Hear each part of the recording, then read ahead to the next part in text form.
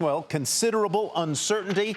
That is how Janet Yellen characterized the U.S. economy today. The most powerful central banker on the planet was on Capitol Hill and acknowledged the uneven recovery in the U.S. economy, global economic risks, and lackluster growth here in the U.S. Yellen reiterated her outlook that the central bank will eventually raise interest rates, but gradually, and only if the headwinds she sees start to ebb, and there are a lot of them. Steve Liesman has more on the Fed chief's testimony. In testimony before the Senate today, Fed Chair Janet Yellen reinforcing her caution over the near-term outlook for the U.S. economy.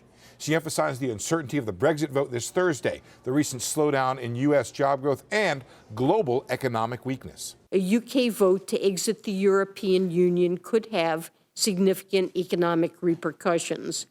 For all of these reasons, the committee is closely monitoring global economic and financial developments and their implications for domestic economic activity, labor markets, and inflation. Longer term, the Fed chair thinks the U.S. will overcome these challenges, suggesting the job market could even pick up momentum from here. My expectation is that the U.S. economy will continue to grow. We have seen a pickup, a strong pickup in consumer spending and growth in the economy. If the weakness in the labor market for the last couple of months was a reaction to earlier slowdown in growth, that looks to be reversing. I remain quite optimistic. After the hearing at the Senate Banking Committee, Chairman Richard Shelby, a Republican from Alabama, was asked if Yellen is doing a good job. Shelby, who opposed Yellen's nomination to become Fed chair, did not have kind words.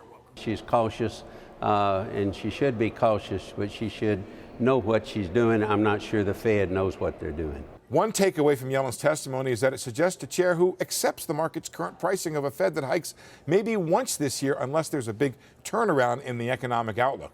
That is, she did little to lean against the market's dovish outlook on the central bank. For the Nightly Business Report, I'm Steve Liesman.